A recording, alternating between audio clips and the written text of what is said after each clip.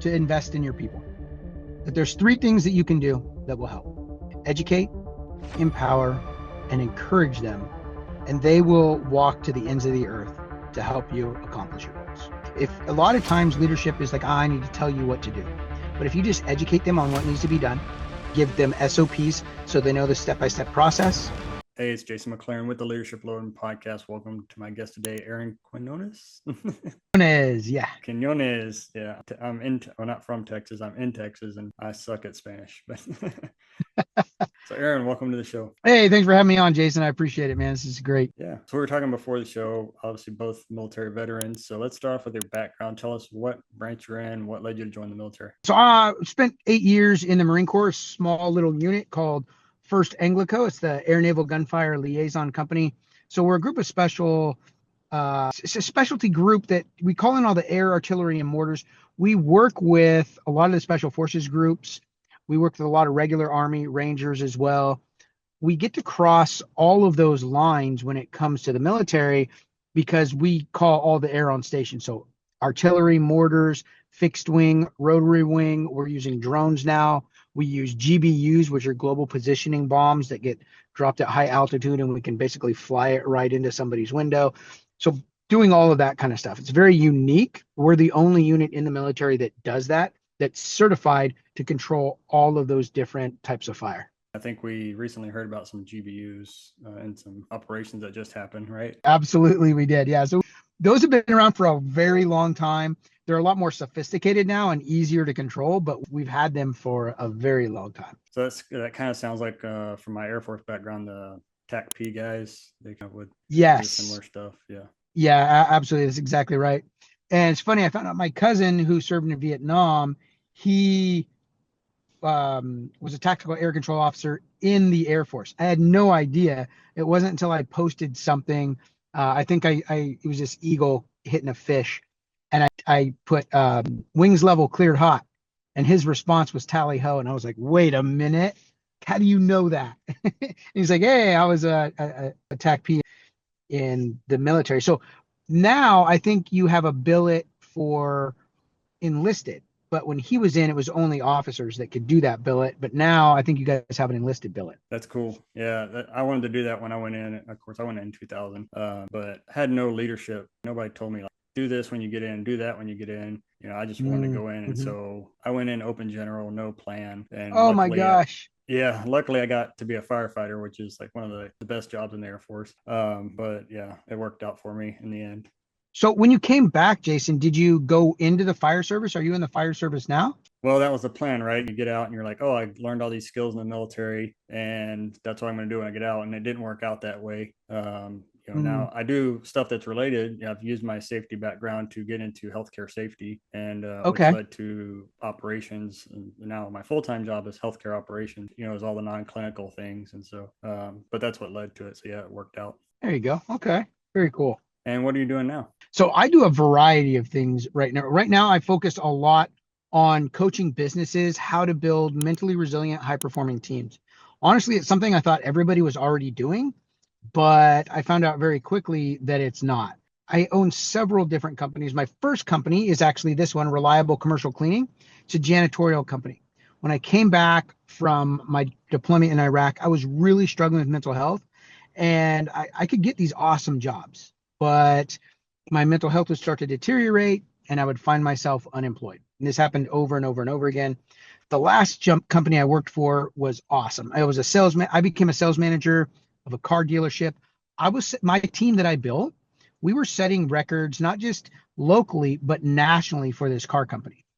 And I was really like, I'm going to make a play to be CEO of this company one day. And I was on track, but I remember coming home December 22nd with my girlfriend, and she opened the door and I walked in first because I had an armload of, presents and stuff. And when I walked in, I got this cold blast of air on my face. And I was like, wait a minute. Something's not right. Like every cell in my body felt like it came alive. Like something wasn't right. That spidey sense kicked in. And if there's veterans listening, you know exactly what I'm talking about, or even law enforcement. Something was off. And I remember I turned to the left and I saw there was a man standing in my living room, just like loading up my stuff in a backpack. And my brain started to flip through all the people that I knew. I'm trying to place this guy. Like, who is this guy? And then he started to reach inside of that bag and pull out a pistol. Well, a gunfight ensues, and my training just took over. My 5 points of contact, I engaged the target, and I survived. He didn't. Well, in the days and weeks later, that exacerbated my PTSD. So I'm also 100% disabled for PTSD. That's what the docs, assigned to me. And that really just like kicked up all of that trauma that I hadn't really dealt with yet. So I started missing work. I wasn't sleeping well. I'm still setting records. I just became really despondent. And I remember sitting there one Saturday, going over the sales number. We set records again. And so I can watch the district manager. She's walking across the parking lot and coming in. She's got a couple guys with her. And I'm thinking, oh, cool. She wants me to train a couple new people, at one of the other stores. But she was actually there to terminate me. Not because I couldn't do the job, but because I was too difficult to work with. They fired me because my mental health was unreal. So when I started my own company, this janitorial company, I lost my girlfriend, I lost my house, and I lost my job, all in a matter of months because of poor mental health. And as I sat in my car, it was a old Dodge Durango with a wreck title. I sat in that car, and I remember thinking, man, I'm going to start this company, and I'm going to start valuing mental health, and I'm going to help people that are struggling. And that's what I did. And today, I'm actually not in my office. Today, I'm in my car again, as one would have it, but this is a BMW X6M. It's a brand new BMW that I'm having this conversation in. I just think it's ironic that I'm telling you that story about living in my car, starting my business, and I'm sitting in my car right now talking about business, but it's a BMW, brand new, that I paid cash for, by the way. And the reason I was able to do that is because I started to invest in my people. I grew that company from one person to having over 150 employees in the Pacific Northwest with 4 different locations. And we do just over $8 million in business. So I'm in the top 2% of small businesses in America with my janitorial company. But I'm not in the day-to-day operations anymore because I learned how to build high-performing, mentally resilient teams. I started to invest not just in systems, but in people. And I began to really in their mental health, teaching them about the brain-body connection, teaching them how to overcome trauma, why they're having these responses, why they're repeating these patterns, all the stuff that I learned. So as I was sitting in that car starting my business, I was also starting my own mental health journey, reading medical studies, going to therapy, reading the Bible. And I found that what Scripture's been telling us for thousands of years is actually getting proven by modern science about how the brain operates. So I created just a little program for myself, helped myself overcome trauma, started teaching it to veterans.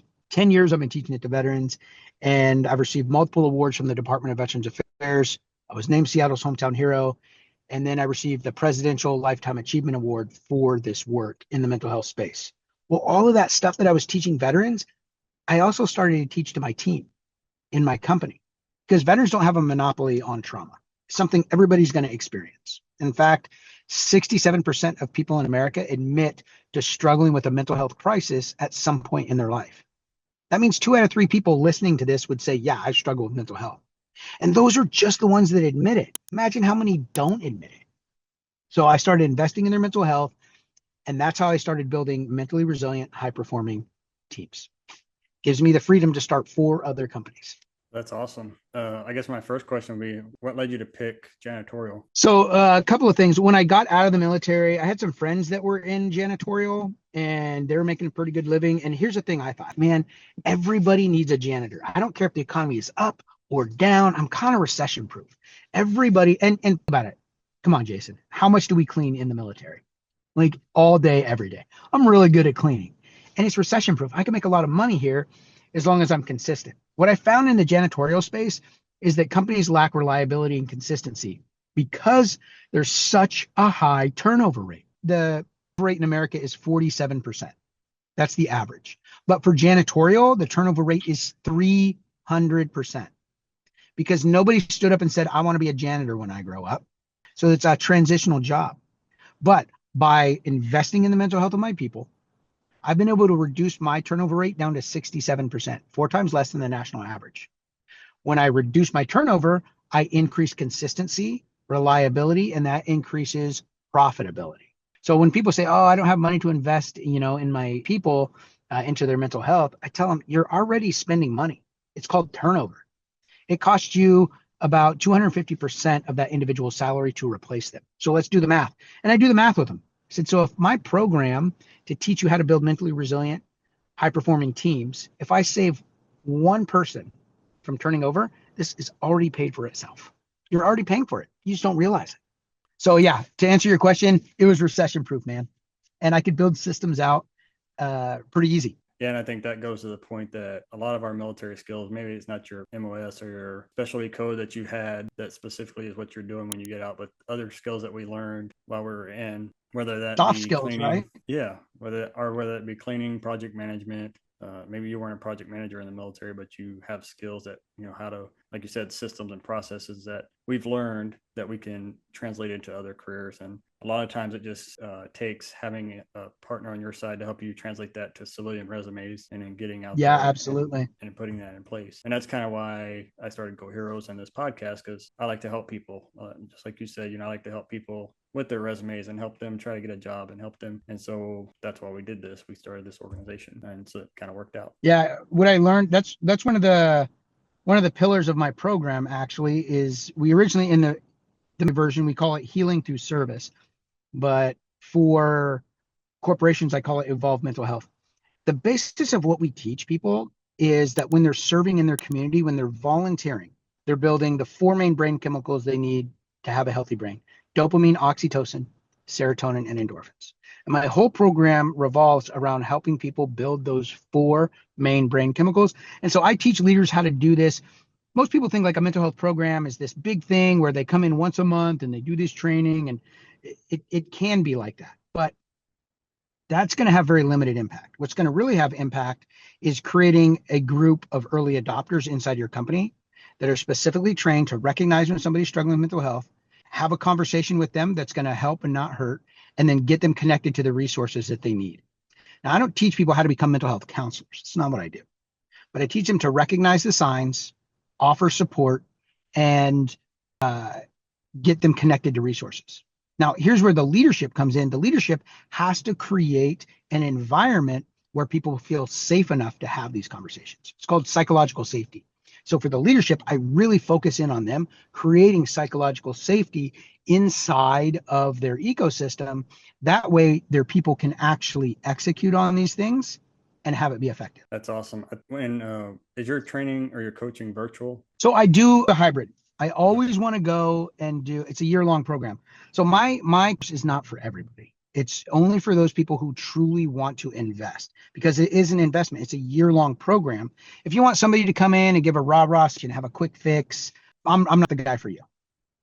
I get a lot of those calls in May, mental health awareness and suicide awareness, because I speak on those two topics a lot.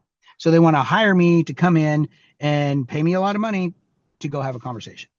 But I don't have time for that, because I want to go and make impact. And so I could retire. Honestly, with this company and my real estate and my other two companies, I could have retired. But God called me to this work. So I care more about making impact than making money. I could have and I did. My first year public speaking on this, I did 6 figures just talking. And I realized I'm not actually making impact. I'm making a lot of money. I could make $300,000-$400,000 a year. If I did that my first year out, I wasn't even trying.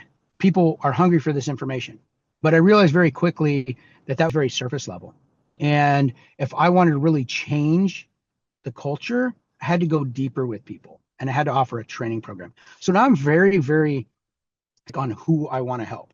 And here's the thing. It doesn't matter if you've never had a mental health program, if you have one that's kind of shaky, or if you've got a really robust one. I can help you dial that thing in. And those are the companies that I love to work with, the ones that believe in the value of mental health and are willing to openly create a space for people to talk about it.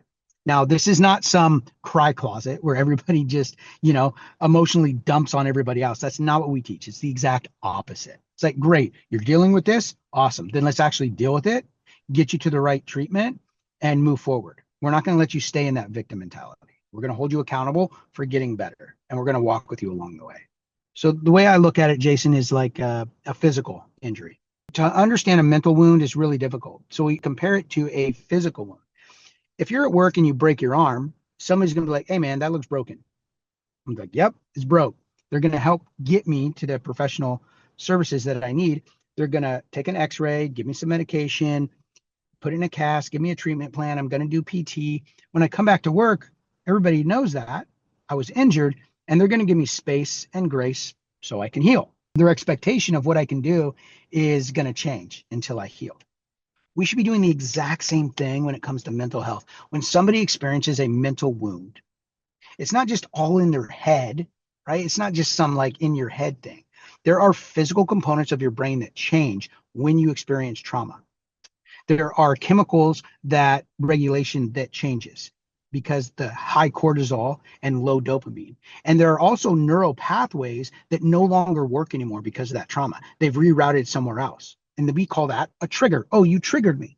Yes, that happens. But we can't leave people in that state where they're wounded. We have to help them recover. And if we can look at a mental wound the same way we look at a physical wound, it's a lot easier to help people understand what's happening in their brain, in their body. And that's how real healing begins. But you have to create that culture inside of your company for you to be able to have that kind of impact. And that's what I love to do. That's great. And so how does this all tie into you getting on a reality show? I heard you're on a reality show. That's a great question. So a few years ago, God gave me a vision. And I've never say that lightly because I've never had one before that, and I've never had one since. But I had a guy who was struggling with suicidal ideations, and I know how that feels because I dealt with that myself. And I was in Mexico working on a project because I build churches and schools and orphanages all over the world. And so I was there working on a project, and I got a call from a spouse that her husband was suicidal. He'd gone through my program a year earlier, and he was doing great, but then he got into drinking really heavy that night and started feeling suicidal and then took off. So I dispatch a couple of my squad leaders from my team, and they go out and do a grid by grid search of the city for this guy. We find him on an overpass trying to jump. So they call me and they're like, hey man, we see him, but man, he's hanging out there. What do you want us to do? I'm like, well, let's do a snatch and grab on him. Let's just roll up hard, jump, and grab a hold of him. And so they talked about it for a few minutes, and that's what they did. I had to make that call, right? Like, I'm the leader. Like, this could go bad. But they did it. They got him in the car. They got him to the VA hospital. We got him into an alcohol treatment program that night.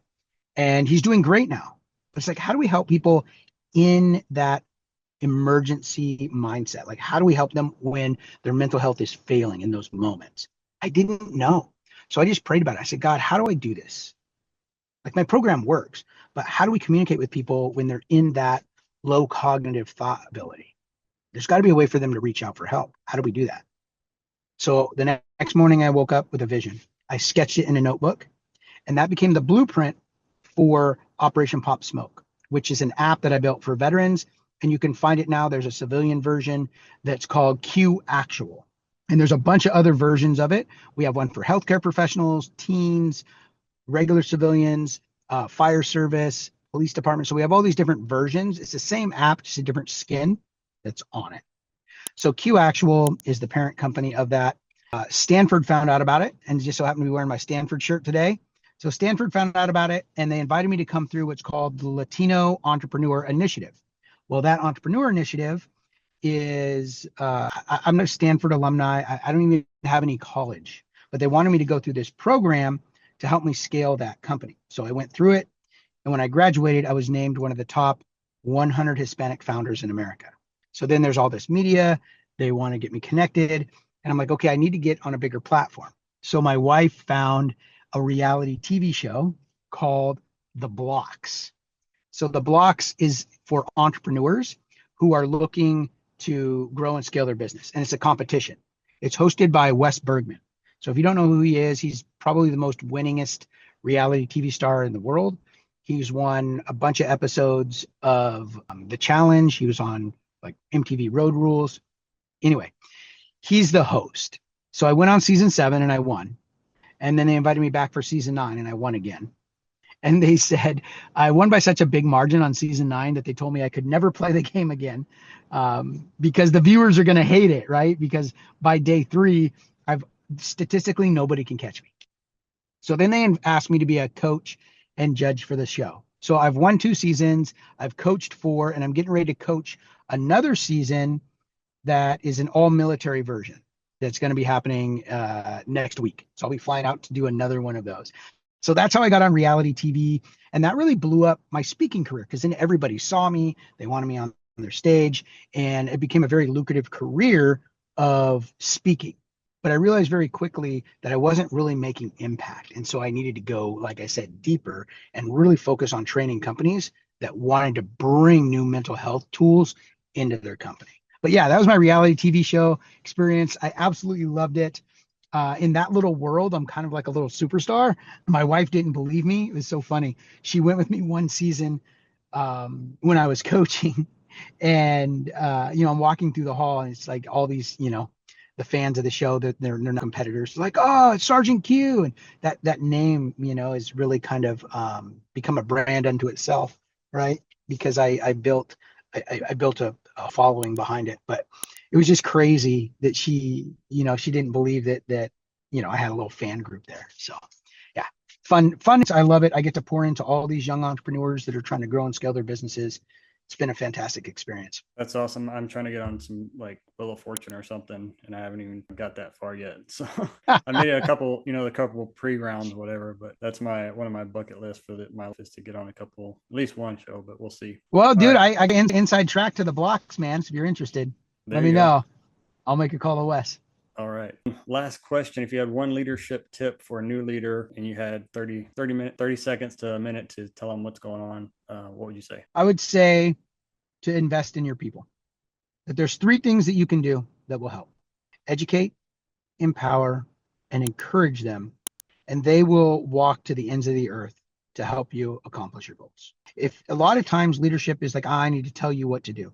But if you just educate them on what needs to be done, give them SOPs so they know the step-by-step process, and empower them by giving them the tools, training, and the authority to get it done, and then just check in with them on a regular basis and encourage them, you're going to help them build dopamine, oxytocin, serotonin, and endorphins. You're going to create loyalty because they're going to feel empowered to do the job, and you're going to be there to encourage them along the way. That's your job as a leader. And so that's what I would tell them. Well, thanks, Aaron. We'll put all the links to all your apps and your businesses in the show notes so people can get to them a lot easier. Yeah, fantastic. Thanks for coming on the show. Awesome. Yeah. Hey, thanks a lot, Jason. I appreciate the opportunity. I thank you for letting me on your platform. I know it doesn't matter how many speeches I give or books I write, that I'm probably never going to change the world.